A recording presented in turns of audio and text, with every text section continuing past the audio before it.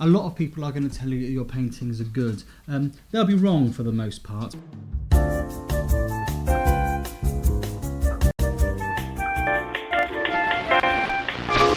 The only news really that I've got since the last time I posted on here is that I've got a little bit fatter.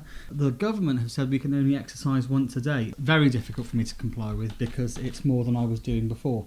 On Sunday, which is yesterday, if you're keeping up with the linear nature of time, we spent the entire day listening to 90s albums and playing Wipeout. So it was nice. It was a throwback to a time when we could go outside, but just chose not to. Yes, the painting. This painting is nearly finished now. We've got through what is really quite the most tedious part of doing an oil painting, and that's waiting for the bugger to dry. It's not completely finished yet. Today we've got to do one of the most fun things, actually, I think, of doing a painting, and that's oiling in. You just wash the whole thing over with the cheapest oil that you can think of. Don't use olive oil. Let's take this off the easel and have a bit of a jiggery pokey around with it, and we'll see what oiling in is actually like. So, I've laid the painting down a bit, and all we've got to do basically is just do a wash of clear oil over it to make it look like it wasn't done by a rank amateur. Okay, so what you'll need is you'll need oil. Hold on. Right, to do this, you're going to need something called refined linseed oil. This is extremely expensive. You can see I've only got a tiny bit of that left. Obviously, we're locked in, can't go out, so I've resorted to using boiled linseed oil for woodworking. Really, don't do this; it's a terrible idea. But I've mixed some of this with the expensive stuff, and that's going to make a lovely glossy sheen over the front of this painting, I assume. You can get proper paintbrushes to do this, but I don't have one.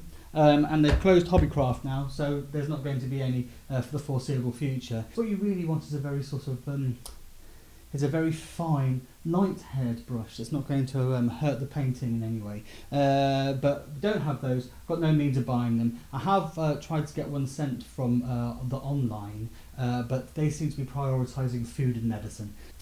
You use this brush, which I think came from the 60s. Just pop your brush in the oil. And literally just cover the painting. And you see all of those mistakes that you made, all of those things that you did because you didn't know what you were doing, they're all going to vanish behind a lovely glaze of boiled woodworker's oil. Pop it over the old palette there.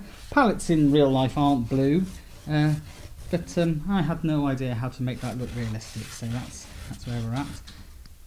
Now that that's all oiled in, you've got to lay that somewhere flat to dry, and then in about a week of tedious drying, I'm going to come back to this, do some highlights and some lowlights, and that will be this worthless piece of art finished. Thanks for watching this. I'll be back in a week to talk about this finished painting and to go into more detail about Jim, which is the next one. I'll see you later. Have a good time. Don't eat each other. Remember, there's always a way out of any situation. Just can't think of what it is at the moment. Okay, thanks very much. Bye-bye.